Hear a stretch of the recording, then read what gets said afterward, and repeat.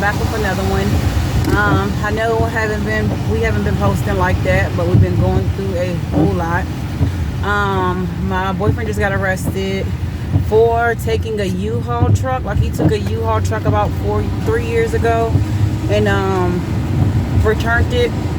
He rented one in Alabama and returned it in North Carolina, Charlotte or whatnot. So since he didn't return it back to Alabama and didn't call and say he was returning it to Alabama to pay the transfer fee, they arrested him for that. We've been going through a lot. I'm so upset at myself because when we first, if you familiar with this channel, you would know that we moved to Tennessee. We moved to Tennessee to get our Section 8 voucher in Arkansas, more specifically Marianna, Arkansas.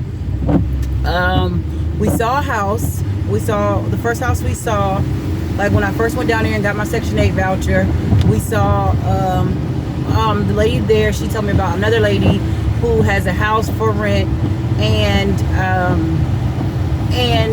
she would be willing to, at least speak to us and let us see it or whatnot.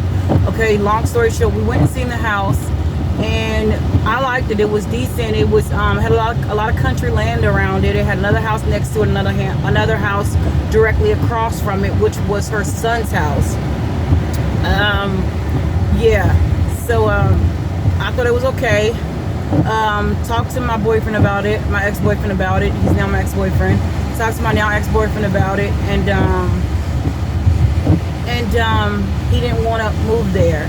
And I was so upset because the only reason why he didn't want to move there is because, first and foremost, Marianna didn't have nice schools. I mean, they don't have good. It's not a good school district. Like, their houses, their school districts are like 1-star, 2-star, which my kids are not used to that. My kids are AB honor rolls. So my daughter's in honors classes, like 90% of her classes are honors classes. AP classes. So she wouldn't get any of that in Arkansas. Well, in Marianna, Arkansas, or whatnot. But he said he didn't want to move there. Okay, we quit talking to the lady, and then I talked to her maybe a month later, and I asked her, could I still get the house or whatnot? And he still didn't change his position on it, and he talked about how it was a poor school district, but he's also a city boy. He's from New York, so he's also a city boy, so he's not used to the wildness that comes to a country like, which I'm not either. I'm a city girl all the way. But it's a house, and we at that time and at this present time we're still living in hotel rooms, and give or take, we've had to sleep in the car once or twice or whatnot, but more so hotel rooms. I haven't been able to get a job, haven't been able to put my kids in school because we have not settled anywhere. We have been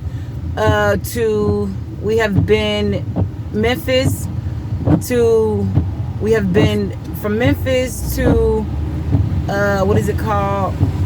Nashville, to back to Memphis to Nashville, to back to Memphis to Nashville, then to Kingsport. Kingsport is extremely small state. Extremely small city. But it's nice there as well. It's really, really nice. School district is extremely nice. In order for us to survive in Kingsport, I would need a job.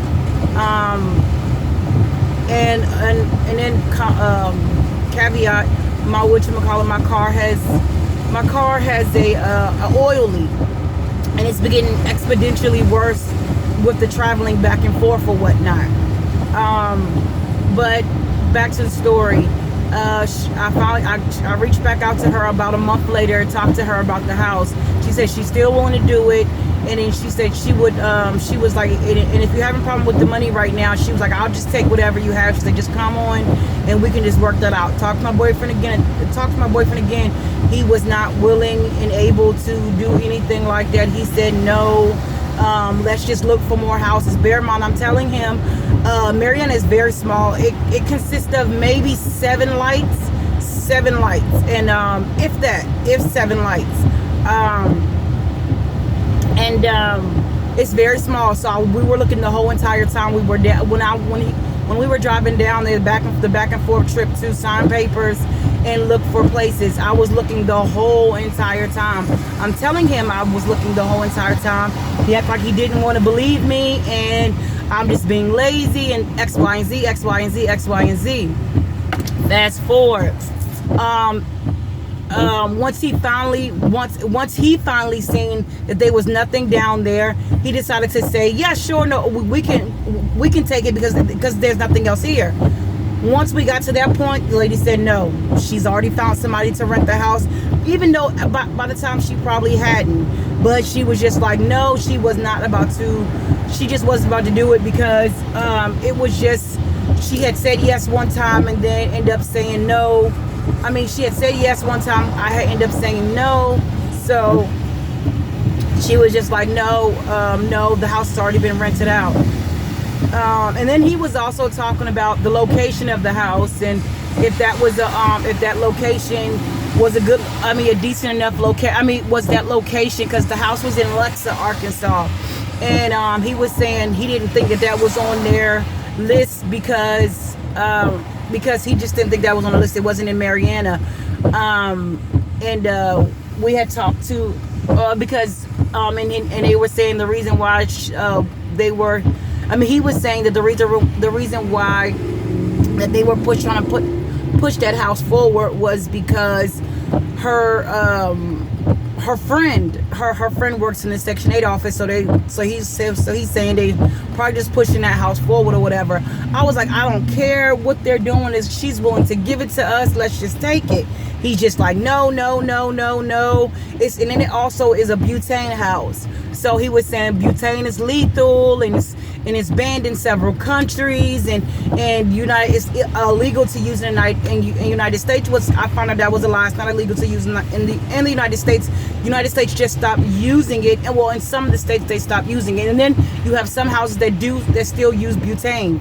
But I'm telling him, so what? We're living in a hotel room. We're door dashing and Instacart. We are struggling. We're struggling.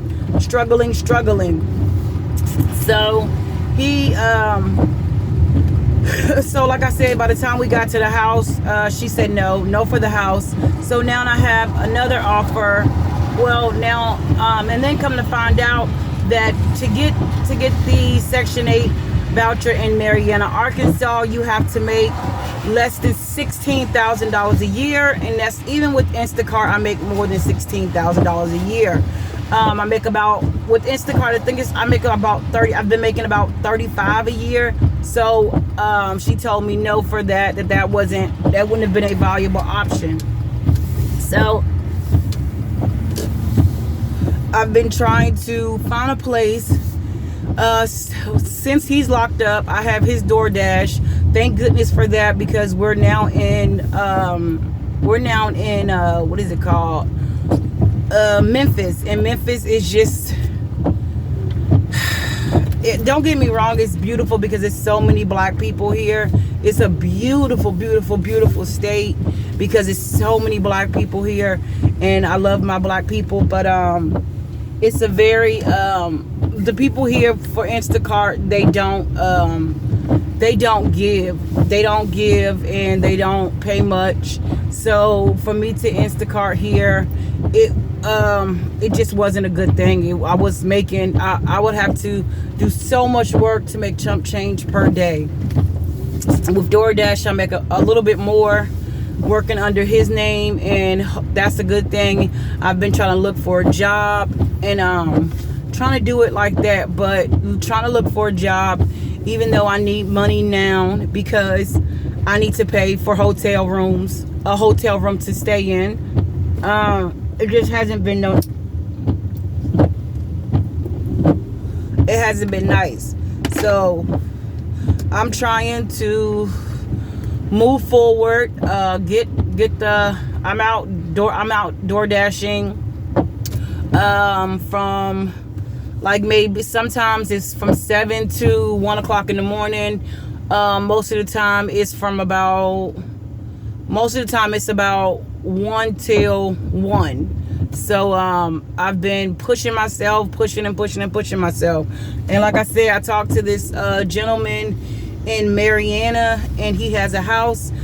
We went down there for the first house because we were in Nashville. We went down there for the first house, and the first house he couldn't give to me because he was saying someone else had already applied for it, and someone else was already there for it, and someone else was already there for it. Somebody else had already signed their name. Somebody had already looked at it before I looked at it. So he told me no. And I was like, well, is there any way you have any other house? And come to find out, he does have another house, but he's just fixing that up right now. So he said it should take him a couple more days, but the only reason why it's taking him as long as it's taking him is because the only reason why south, then turn left. The only reason why it's taking him so long. North Germantown Parkway, I just got a DoorDash order. The only reason why it's taking him so long is because straight onto US 64 West. Because he's fixing it up. And but my ex-boyfriend, he wants us to move to Alabama. He's saying Alabama schools are a lot better. Turn right onto North Germantown Parkway, then use the left 2 lanes to turn left onto US 64 East. He's saying Alabama schools are a lot better. And then he's also saying that the hotel rooms are a lot cheaper, which I've seen a couple that was a little bit cheaper, but not much, maybe about $10 cheaper. But he was also saying that it's not a big enough, it's not a big state, so that area that he's in, it's not big enough, so it won't be a lot of DoorDashing there or Instacarting there, so that's a drawback. So he's also asking if we can go stay in the shelter. Okay, I'm not opposed to shelters at all, because I've lived in them. I've lived in 2 shelters. When I was pregnant with my son, I lived in a shelter, and then a couple years later, I went back to another shelter. Went back to a shelter in Charlotte, but the shelter I lived in was in, I think it was, what was that, Huntersville or Huntersville or something like that. I can't remember. It was a couple. It was like maybe 2 hours away from Charlotte, but and then I lived in the Salvation Army in Charlotte. I lived there when we first moved to Charlotte back 20 years ago, and it's crazy. I lived in Charlotte for like 21 years now. But back about 20 years ago, we lived there, and then when we got back to Charlotte, and then a lot of stuff happened with my child's father, so we were forced to move out. So we went to the Salvation Army for the second time, and I took my kids, and I accomplished a lot there. I got a place, and ended up going to and was in the process of buying a trailer.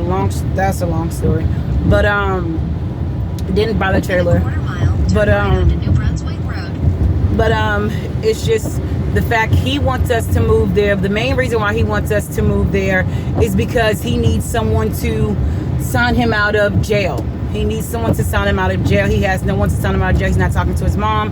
He has no friends to not to only put up bond, but to sign him out. And then the person who signs him out has to have a Alabama ID. So he's suggesting that I move to Alabama, enroll my kids in school, go to a hotel for a little bit, and then go to the shelter, which I am extremely opposed to. I'm not extremely opposed to. Take the next left, then turn right. I just want to. I want to go to a house. I want to go to a place, and the only reason why I'm even going back to Marianna, Arkansas is because the house in Marianna, Arkansas, it'll be about $500 a month. With with DoorDash, I make about, Your destination is on the right. I make about $600, $700 a week. So I would much rather do that than go stay in a shelter. Oh. Okay, I'm back. I'm sorry for the little interruption. I have a DoorDash, as you can see. But yes, this is basically how I've been making my living since I have been down here in the great state of Tennessee. And like I said, the only reason why I have to do it is because this is money every day, and I don't want to go to, well, I don't want to put my kids back into a shelter. And I don't, like I said, different strokes for different folks.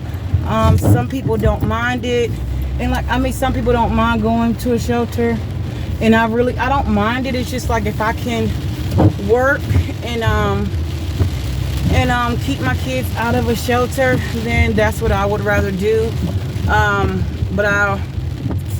And to the reason why, Turn right onto New Brunswick Road, then turn right onto US my 64 now East. ex-boyfriend and I broke up is because our relationship has always been about gimme, and I've been physically assaulted by him, and I stayed with him, and I'm not trying to, Take the next right onto US 64 I'm East. not trying to play the blame game or saying he's such a bad person.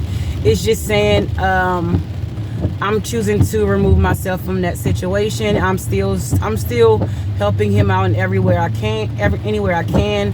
I'm still putting money on his books, still helping him out, But I reached my breaking point before he even got locked up. We were in a heated argument. Once the police pulled behind us, he was saying, I guess they're about to lock me up. They're about to give you what you want. I'm saying, I would never wish you going to jail. It doesn't matter how you treated me. It doesn't matter how I treated you. I have not been the best girlfriend, but like I said, he's been mentally, verbally abusive. I have been definitely verbally abusive to him. He's been on the chat line the whole time we've been in a relationship, even up till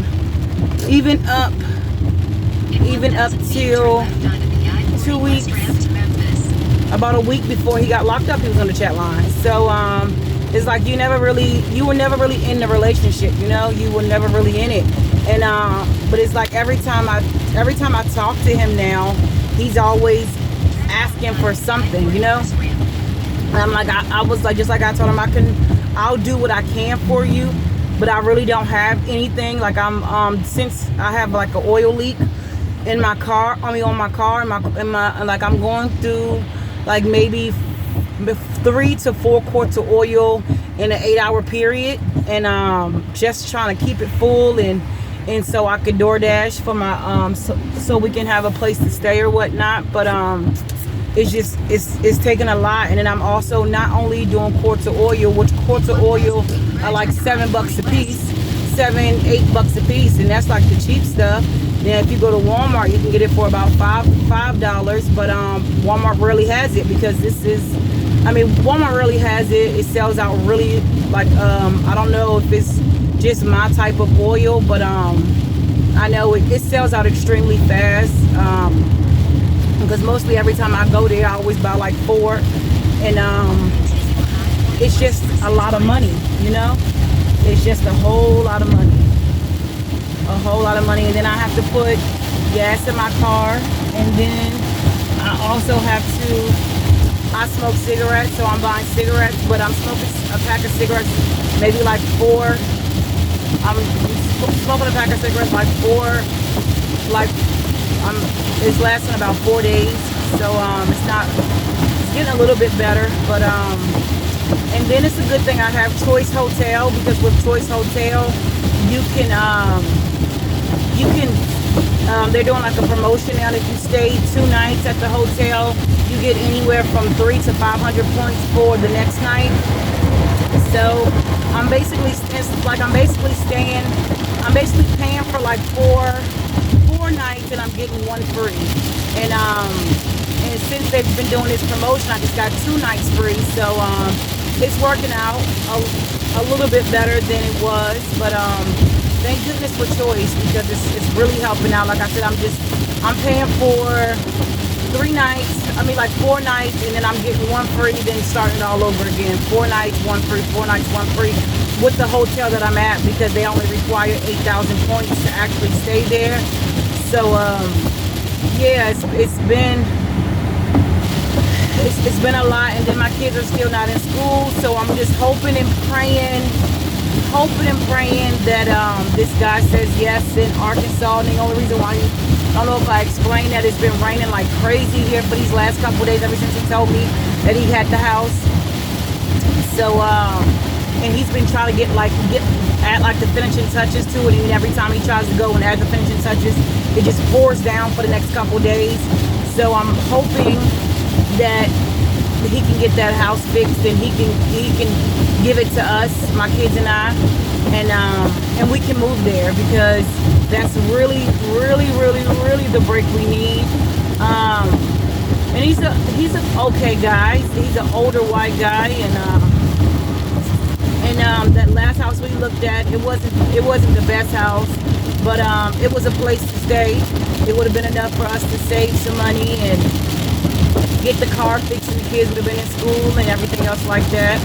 And hopefully with this house, we can get it, and the kids can get in school. We can fix the car up, and we can start living life again, because it's literally been hectic over these last couple of months. It's been extremely hectic. My kids were supposed, they started school down here, August, I believe. August, September, October, November, December. So my kids have been out of school for 4 months. So it's really been hectic. I've been sick off and on. I have been catching high fevers and going to the hospital. I haven't been feeling well. Thank goodness thank God my kids have not been sick, have not gotten sick. But I've been like sick. I'll go like 2-3 weeks and not be sick, and then like a whole week be sick, and then I gotta push through it to work. But that was one good thing about my boyfriend. When I got sick, he would take over, but he would bitch and complain about the whole entire thing. And like I said, I'm not trying to play saying that I was the best girlfriend, because I definitely wasn't. I had my shit with myself as well. And then he doesn't know how to love, and I don't either, I don't either. But I know what I don't want, I know what I don't want. I don't want a person that's always about them, and I know I don't want that. And I'm not trying to be like a modern woman or whatever, because I believe that that we do have our part to play in a relationship, and we need to take accountability for our own mistakes and what we do and how we do it. So it's just like I was listening to this guy on YouTube. His name is escaping me right now, but I was listening to him on YouTube the other day, and he was talking about narcissistic men, and my boy, and if you know my boyfriend, you would know he's extremely narcissistic man. Like, he's a narcissistic man or whatever, but because he thinks everything he does is right, and the way he does things is right. You should go with what he say, and what he say only. Whatever you say is up for discussion. Whatever he say is law. If it's not, and it's a problem. But anyways, but I knew what I was getting myself into when I got with him, and then when I stayed with him all this longer, when I was with him after he put his hands on me time and time again. I'm taking accountability for myself. I actually did that. I stayed with him as long as I did, as he was putting his hands on me or whatever. So, and I should have been left him a long time ago after he put his hands on me the first time. But I have been in other abusive relationships in it, and literally thought that was okay, and thought that was love, and thought that was the way men's supposed to act. And I'm not saying that they don't put their hands on you, they don't love you or whatever, but I'm I got so used to that actually happening. I normalized it. I normalized men putting hands on me, and I normalized men cussing me out. I normalized men calling me all types of names. I normalized it completely. I normalized arguing. I normalized all of it. So I normalized it. I normalized it. I hope I'm saying that right. But I made it a part of my everyday routine. It was okay, and we would argue every single day and fuss and fight every single day. And like I said, it's just like enough is enough. You know, enough is enough. I want to start over and get myself together. Like I said, I'm not leaving him behind. I'm not going to like literally stop talking to him and stuff like that. I'm going to, like I told him, help him out as much as I can, and do whatever I can. Do whatever I can to help him out in any way I can, because he was still a great friend to me. See, I normalized it, but he was still a great friend to me. He was there for my kids when they needed help or whatnot. He was there to answer questions. He's a very intelligent man, extremely intelligent. Like I said, I normalized it. I normalized our whole relationship, and I thought that was okay, because like it would, like, bad stuff would happen, and I would literally like forgive him the next day or whatever. After he punched me in my face and gave me a black eye, I literally I forgave him like 3 or 4 days later, and I didn't want to, but I just wanted the arguing to stop, you know. I wanted the arguing to stop. I tried to go to a shelter, but they didn't have any space at a shelter. My family, I didn't want to involve my family, because like I said, I've normalized myself being beat for so long or whatever, and I didn't want to involve my family anymore. And then my mom, she was abused by my dad a couple times, and she was and then most of my sisters have been abused by their significant others a lot. I'm just hoping that stops with me, because I don't want that to happen to my daughter. You know, I don't want that to happen to her at all. But I hope she grows up, and that's why I'm just trying to put an end to it. And I'm gonna change me, you know, because it all starts with me. And I don't mean to cry or anything like that, or be sentiments, but my kids, it's just like they're my life, they're my world, and I want it to stop with me. I want it to stop with me. I don't want it to travel to any of my nieces and nephews or my children. I just want it to stop with me. And that's why I'm gonna help him out with any with anything that I can help him out. It's just like every single time he calls me or every single time he texts me, he's always asking for something, and it's like I'm doing everything I can to just help my kids out, you know, or to help our situation out, or to help our situation become better. Because I know once this is all over, once he gets out and he goes his separate ways, and you know, and once we move on, I'm gonna have to get counseling, and my kids will have to get counseling, because we've been through a lot these last couple years. And I was getting counseling a couple months ago, but that's a whole nother story. But I know I have to go back, because mentally I'm not right, you know. Mentally I'm not, and he put up with me mentally not being right, and like I said, that's why I said I don't want to play victim, because I haven't been in a good situation, a good headspace in a long time. The customer requested you hand them the order. They added the following instructions. Hand it to me. So I haven't been in a good space in a very long time, and And I want that to change, even if I have to be single for the next couple years, or you don't have to be single for a while. I want that to change, and not for me, for my children. I want them to have a fighting chance of life, I want them to have a fighting chance. I want them to have a fighting chance. 1 second.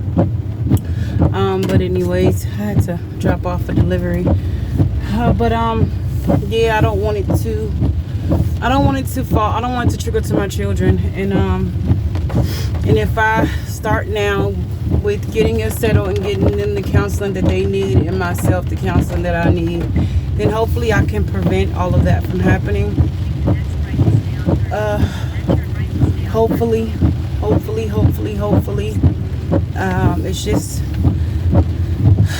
It's just been a struggle. I've been this extremely selfish person, and I've always put men first.